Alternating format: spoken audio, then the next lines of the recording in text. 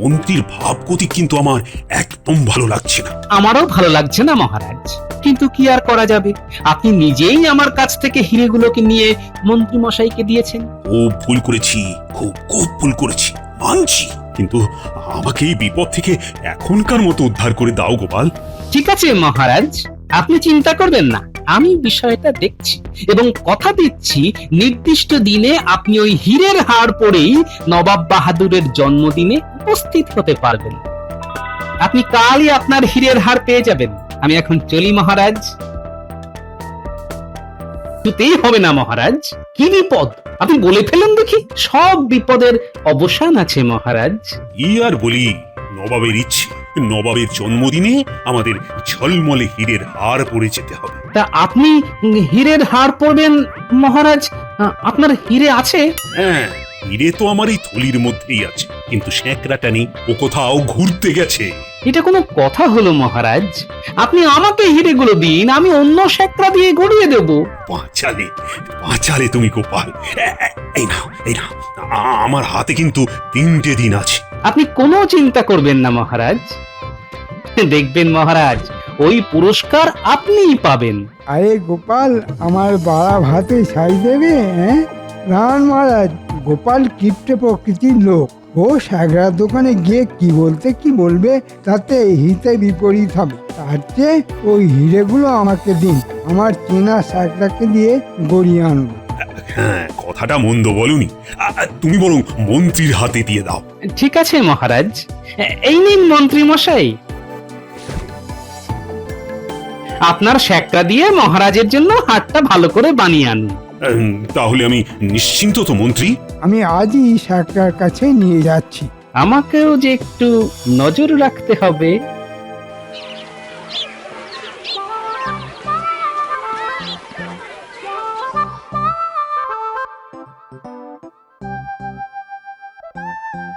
তোমার দোকানে একটু এলাম গো, কাজ আছে। আমি তো কাজের জন্যই আছি মন্ত্রী মশাই। বলুন বলুন, কি কাজ বলুন। এই দেখো, এই হিরেগুলো দিয়ে আমার সাইজের একটা হিরের হার বানিয়ে দিতে হবে। উরি বাবা, এ তো আসল হিরে।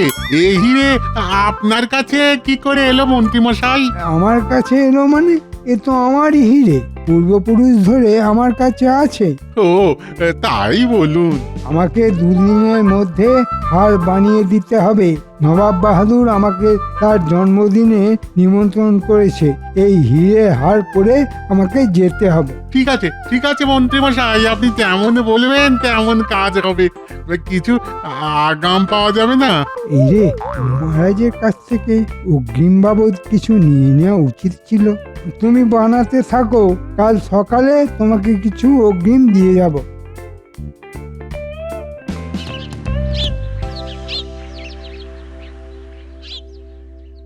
ও গরম পড়েছে না গো? গরমকালে তো গরম পড়বেই গিন্নি, এর নতুন কথা কি?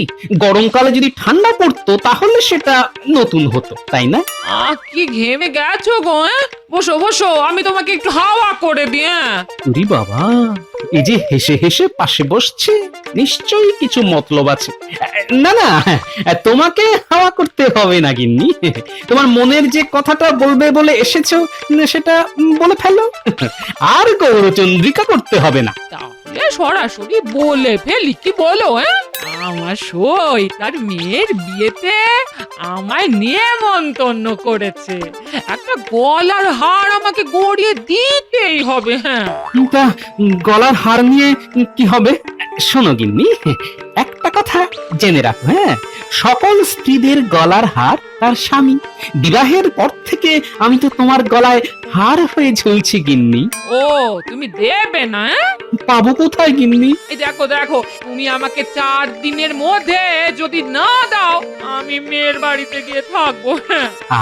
তাহলে কদিন হাত পা ছড়িয়ে ঘুমিয়ে কাটাবো। কি কি বলে? হাত পা ছড়িয়ে ঘুমিয়ে কাটাবে?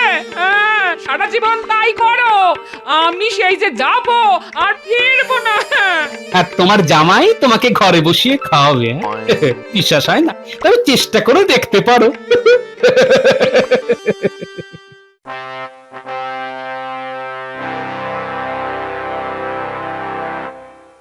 কি গো মন্ত্রী, হারের কাজ কত দূর? চলছে মহারাজ, যে গতিতে চলার কথা সেই গতিতেই চলছে। বড়ই মন্থর গতি মহারাজ। তুমি দ্রুত আর মন্থরের পার্থক্য কি করে বুঝবে গোপাল? তুমি কি স্বর্ণকার? না মন্ত্রী মশাই, আমি স্বর্ণকার নই, আমি গোপাল।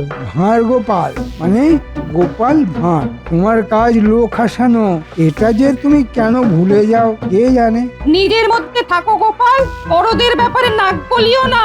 গোপালকে বলে কিছু লাভ নেই পণ্ডিত, ও সকলের মধ্যে কথা বলবে, এটাই ওর বৈশিষ্ট্য। আহ, তোমরা থামো তো। মন্ত্রী, আমি তোমার কাজে কিন্তু খুব একটা সন্তুষ্ট নই। কাল আমার হার যেন আমার কাছেই চলে আসে। আমি পরশু ওই হার পরে নবাব বাহাদুরের দরবারে যাব, কথাটা যেন মনে থাকে। ওই হার তো আপনার নেই মহারাজ, ওই হার এখন আমার। আমি এই হার পরে নবাবের দরবারে যাব। নবাব বাহাদুর আমাকে দেখে কি খুশি হবে। এই ঝকঝকে হিরে হার পরে আমি যখন নবাব বাহাদুরের সামনে দাঁড়াবো, সবাইকে ছেড়ে দিয়ে নবাব বাহাদুর আমাকে পুরস্কার দেবে। দরকার পড়লে কৃষ্ণনগরের রাজাও আমি হয়ে যাব। মন্ত্রী, আমি কি বলছি সেটা তোমার কানে যাচ্ছে? ও হ্যাঁ হ্যাঁ হ্যাঁ হ্যাঁ মহারাজ, হ্যাঁ হ্যাঁ হ্যাঁ আমার কানে গেছে।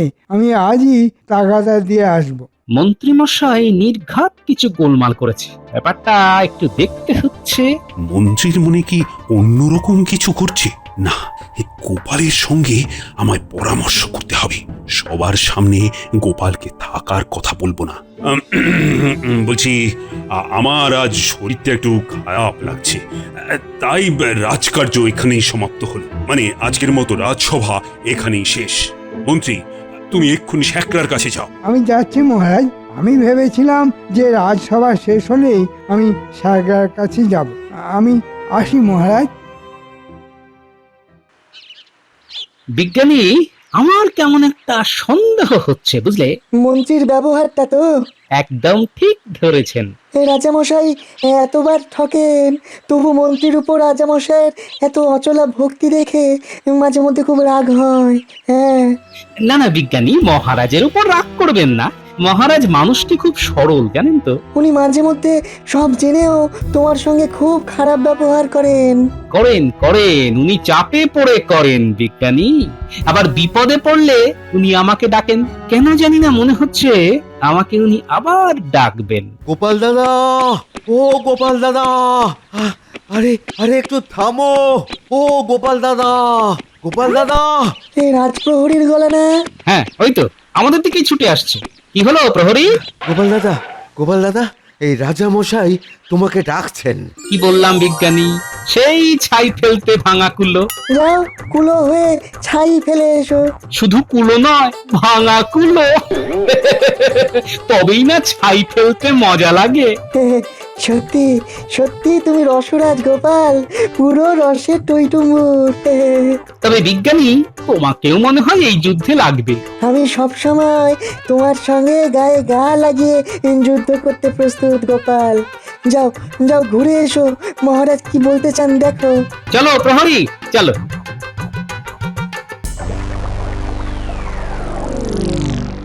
দেখো গোপাল, মন্ত্রীর ভাবগতি কিন্তু আমার একদম ভালো লাগছে না। আমারও ভালো লাগছে না মহারাজ, কিন্তু কি আর করা যাবে। আপনি নিজেই আমার কাছ থেকে হিরেগুলোকে নিয়ে মন্ত্রী মশাইকে দিয়েছেন। খুব ভুল করেছি, খুব ভুল করেছি, মানছি। কিন্তু আমাকে এই বিপদ থেকে এখনকার মতো উদ্ধার করে দাও গোপাল।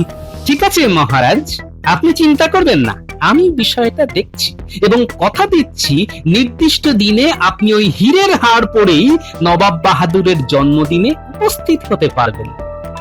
আপনি কালই আপনার হীরের হাড় পেয়ে যাবেন। আমি এখন চলি মহারাজ।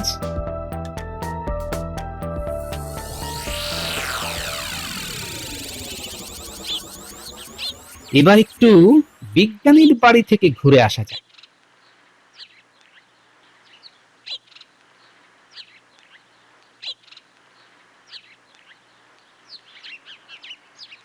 বিজ্ঞানী, একটু বিরক্ত করতে এলাম।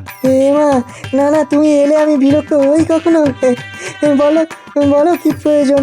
আচ্ছা বিজ্ঞানী, তোমার কাছে এমন কিছু জিনিস আছে যা একেবারে হীরের মতো চকচক করে? আছে, একটা গুঁড়ো, নাম দিয়েছি আজব চূর্ণ।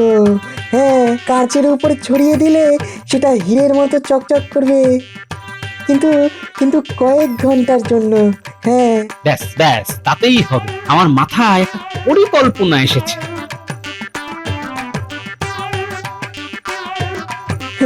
বাহ বাহ বাহ বাহ বাহ বাহ, দারুণ পরিকল্পনা। আমি আমি তোমাকে আমার ওই আজব চূর্ণ দিচ্ছি। মিথ্যে দিয়েই মিথ্যাকে হত্যা করো। দাঁড়াও দাঁড়াও, নিয়ে আসছি, দাঁড়াও।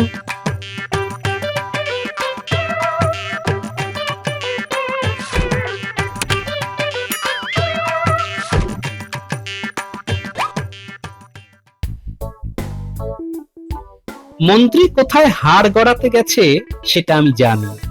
ওইখানে গিয়ে দেখি মন্ত্রী মশাই আছে কিনা। কি গোপাল দাদা, কোথায় যাচ্ছ গো? এই সামনের দিকেই যাব। বাবা, সামনের দিকে কি আছে? হ্যাঁ, সবাই দেখি সামনের দিকে যাচ্ছে। মন্ত্রী মশাই চলেছে সামনে, আর গোপাল দাদা তুমিও দেখছি মন্ত্রী মশাইয়ের পেছনে পেছনে যাচ্ছ। কি ব্যাপার গোপাল দাদা? ও, মন্ত্রী মশাই সামনে? বাহ বাহ বাহ বাহ, তার মানে আমি ঠিক জায়গাতেই যাচ্ছি। সব সময় সামনের দিকেই যেতে হয়। একটা কথা মন দিয়ে শুনে রাখো, সব সময় মহান ব্যক্তিকে অনুসরণ করা উচিত। চলি গো।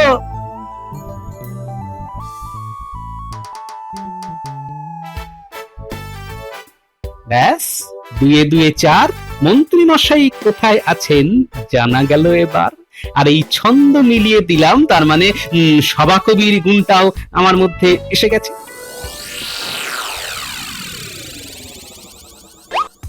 আরে আরে, ওই তো দোকানের মধ্যে দেখতে পাচ্ছি মন্ত্রী মশাইকে। ঠিক আছে, এইখানে একটু গা ঢাকা দিয়ে থাকি। মন্ত্রী মশাই চলে গেলেই দোকানদারের সঙ্গে একটু কথা বলে আসবো। কি শাকরা, হাটটা কবে পাবো? কাল সকালেই পেয়ে যাবেন। এই নাও, পুরো মজুরি দিয়ে দিলাম।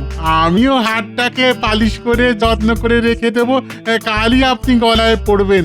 আচ্ছা আচ্ছা মন্ত্রী মশাই, এই হাটটা আপনার তো? আমার নয় তো কার। চড়ছেন কেন? আপনাকে তো কোনোদিন ওই রকম হীরের হার পড়তে দেখিনি, তাই একটু কৌতূহল থেকে প্রশ্ন করে ফেলেছি আর কি। এর তো খুব কৌতূহল দেখছি। না, এখন মানে মানে এর সঙ্গ ত্যাগ করাই উচিত।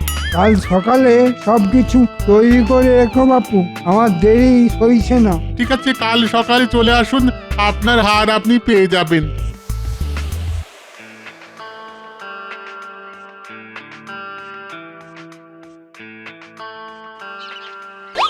ওই মন্ত্রী মশাই দোকান থেকে বেরিয়েছেন, এবার আমি গিয়ে ঢুকি।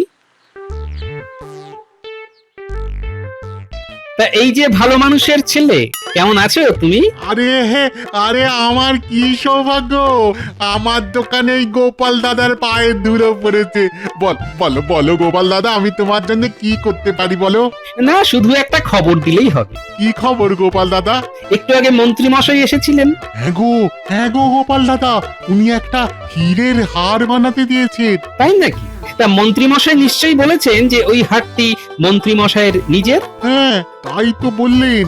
শোনো দোকানি, ওই হারটা মোটেই মন্ত্রী মশাইয়ের নয়, ওই হারটা রাজা মশাইয়ের। কি সর্বনাশ, আমি এখন কি করব? আমি তো রাজরোষে পড়বো। না না না না না, তোমার কিচ্ছু হবে না, আমি কথা দিচ্ছি। তুমি এরকম আরেকটা হার কালকের জন্য বানাও, আর এই হারটা যতখানি হয়েছে আমাকে পালিশ করে এখনই দিয়ে দাও। আমি এই হারটা মহারাজকে দিয়ে দেবো, আর কাচের হার মন্ত্রী পড়বে। শুধু এই হারটার মধ্যে এই আজব চূর্ণটা ভালো করে মিশিয়ে দেবে, তাহলে দেখবে একেবারে হীরের মতো চকচক করছে। মানে কাচের হিরে? হ্যাঁ, কাচের হিরে। কাল আমি তোমার কাছে ছদ্মবেশে আসবো, এক ব্যাগ কাঁচ নিয়ে একটা ছোট্ট নাটক করবো। হ্যাঁ, তুমি সাথ দিও, কেমন? ঠিক আছে গোপাল দাদা, তুমি একটু অপেক্ষা করো, আমি হারটাকে পালিশ করে তোমার হাতে দিয়ে দিচ্ছি। এই নিন মহারাজ, আপনার হীরের হার। মন্ত্রী মশাই এটাকে নিচের নামে চালিয়ে দিচ্ছিল। কি সর্বনাশ! মন্ত্রীটা তো বড্ড বজ্জাত, দুষ্টু, বদমাইশ। মন্ত্রীমশাই এখন কিন্তু কিচ্ছু বুঝবেন না যে উনি আপনার দেওয়া হীরের হার পরে নবাব বাহাদুরের কাছে কিতাব নিতে যাচ্ছেন। কি সর্বনাশ! মহারাজ, একটা অনুরোধ, মন্ত্রীমশাই যেন এই ব্যাপারটা ঘুণাক্ষরেও জানতে না পারেন। আমি ওর মুখ দেখতে চাইছি না। নবাব বাহাদুরের জন্মদিন পর্যন্ত যে একটু আপনাকে দেখতে হবে, তারপর আপনি যা বলবেন সেটাই হবে। ঠিক আছে, ঠিক আছে, তোমার কথাই মানলাম। মহারাজ, কাল একটা নাটক হবে, সেই নাটকের কিছু প্রস্তুতি নেওয়া দরকার। আমি এখন বাড়ির দিকে যাই, নবাবের জন্মদিনে আমিও আপনার সঙ্গে যাব মহারাজ। নিশ্চয়ই যাবে, আমার সমস্ত সভাসদরা যাবে। আর সেখানেই মন্ত্রী মশাইয়ের বিচার হবে। আমি এখন আসি মহারাজ।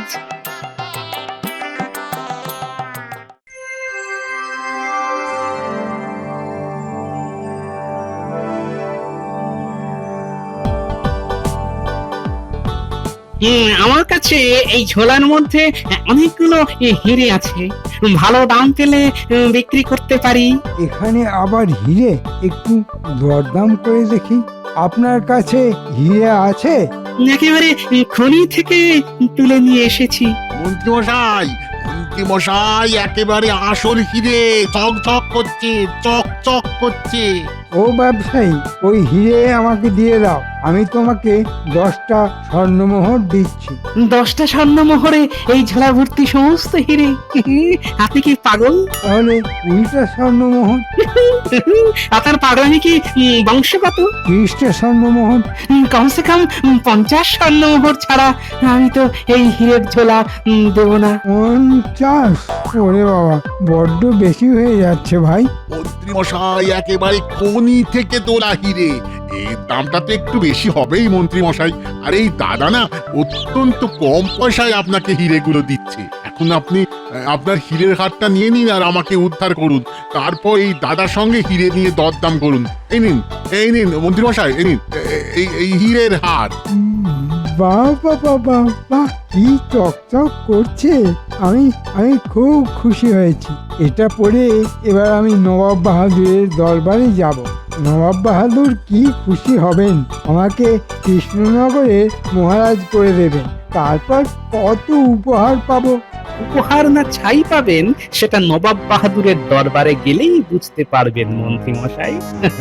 ও ব্যবসায়ী ভাই, দাও 50 স্বর্ণমোহরেই আমার ওই হিরেগুলো দাও। এগুলো কিন্তু ভারী জলের দরে পেলেন। এই হিরেগুলো এবার আপনার পোশাকে আর পাগড়িতে আঠা দিয়ে আটকে নিন, দেখবেন কি চমৎকার লাগবে। বলছো ব্যবসায়ী ভাই, আমায় খুব ভালো লাগবে? দারুণ সুন্দর লাগবে, ঠিক যেন হংস মধ্যে বক জপা। বাবা, কি কঠিন বাংলা বললে ব্যবসায়ী ভাই। তোমার বাংলা শুনে আমার কি যে আনন্দ হচ্ছে কি বলবো। তার মানে আমাকে হংসের মধ্যে বকের মতো লাগবে? লাগবে তো, লাগবে তো। আবার দেখা হতে পারে মন্ত্রী মশাই। এখন আসি, বাজাবো এখন কাশি। তাহলে শ্যাকরা ভাই, আমার পোশাকে আর পাগড়িতে ওই হিরেগুলো আঠা দিয়ে আটকে দাও ভাই। আমিও ঝলমল করতে করতে নবাব বাহাদুরের দরবারে যাই। আসবো রাজা হয়ে, যাচ্ছি মন্ত্রী হয়ে। কি মজা!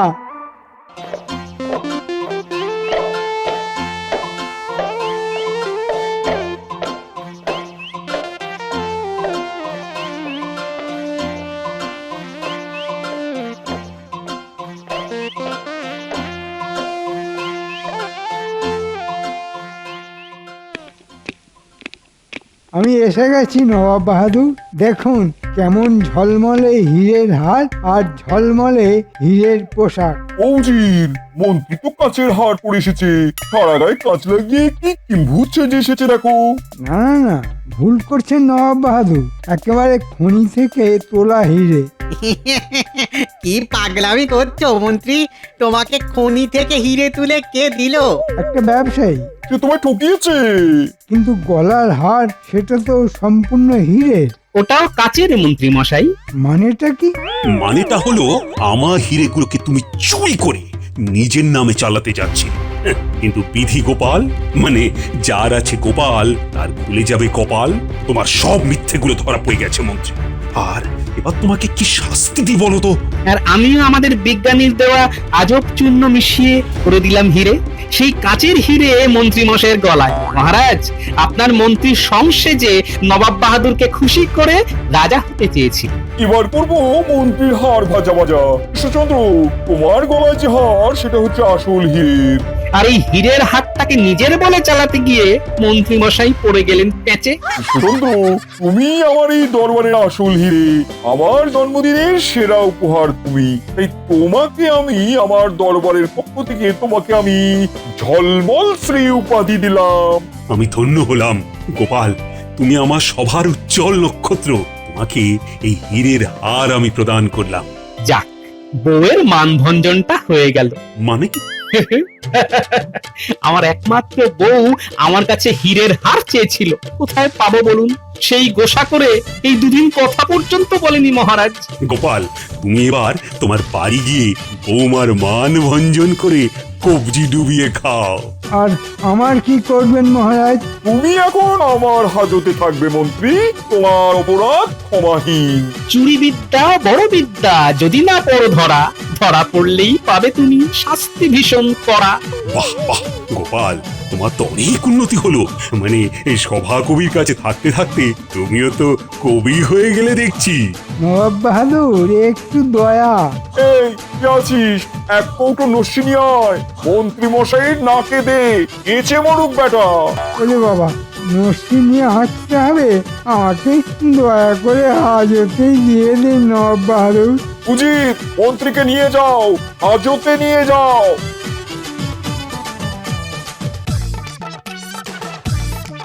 এবার চলো, আমার জন্মদিনের জন্য তোমাদের সবার জন্য খাওয়া দাওয়ার ব্যবস্থা করেছি।